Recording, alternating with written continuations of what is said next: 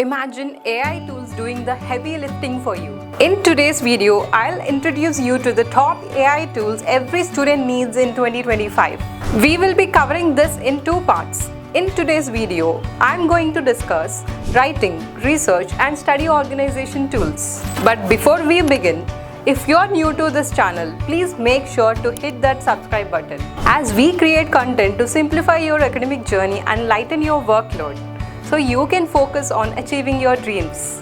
So let's dive right in. First up, we have Grammarly. This tool is your ultimate writing assistant. It doesn't just fix grammar mistakes, it makes your essays clear, concise, and engaging. Plus, it's perfect for polishing your SOPs or crafting your ideal email for your professors. Next, Quillbot, a lifesaver for paraphrasing, summarizing, or even simplifying complex texts.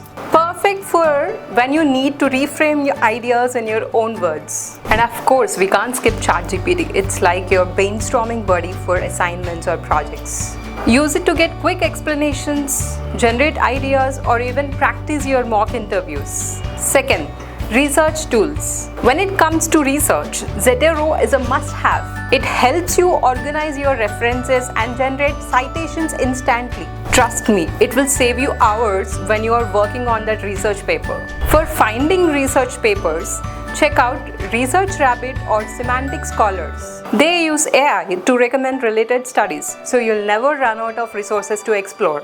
Third, study organization and time management tools. Keeping your study life organized is a key. So enter Notion, the all-in-one productivity tool. Use it to plan your tasks, take notes, and manage your projects seamlessly. Pair it with Clockify, a time tracking app to ensure your balance in study and breaks effectively. If you struggle with scheduling, try Motion. It uses AI to organize your calendar and optimize your daily productivity.